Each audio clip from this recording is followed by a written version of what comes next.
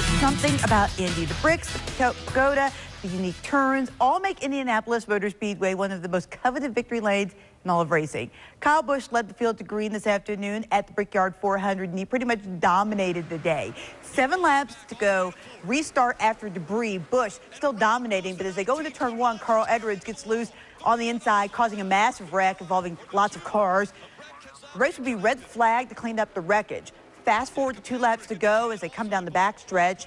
Tennessee native Trevor Bayne and Clint Boyer get together, bringing out the caution. Bayne to finish 30th, and we're headed into NASCAR overtime. In the first OT, Jamie McMurray tries to move inside, makes contact with Tony Stewart. McMurray spins and comes back across the track and hits Ryan Newman, so we got to try this overtime thing again. In the second overtime attempt, Kyle Busch doing as he's done all day, pulling away to take his 2nd straight win at Indianapolis. Matt Kenseth is 2nd, Jimmy Johnson 3rd, Denny Hamlin and Kyle Larson round out the top 5, but the day was really all about Busch, who led all but 21 laps.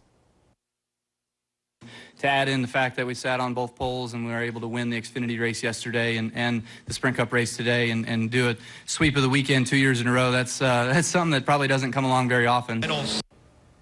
And then this cool moment after the race as Jeff Gordon and Tony Stewart took a final lap around the Brickyard together. Both are Indiana natives. Gordon, who's already semi-retired, finished 13th. Stewart, who retires at the end of the year, finished 11th.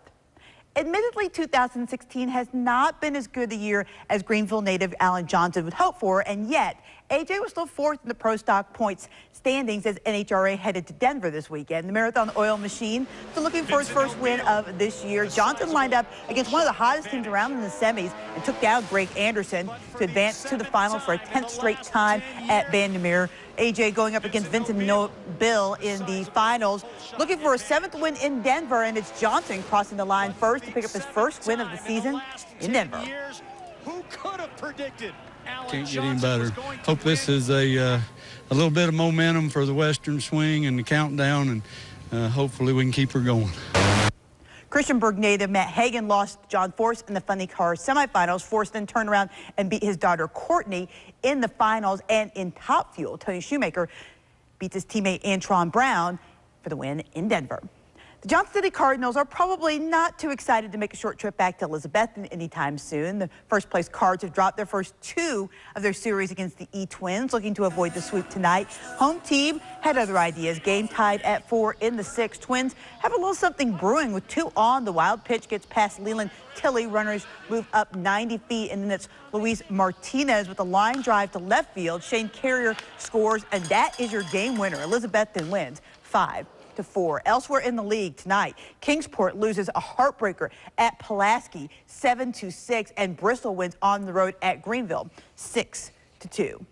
2016 is going to be an interesting year for the Virginia Tech football team. Expectations outside the program are fairly low, but inside the program, first-year head coach Bronco Mendenhall is intent on challenging the culture and getting this team to believe it can compete for a championship.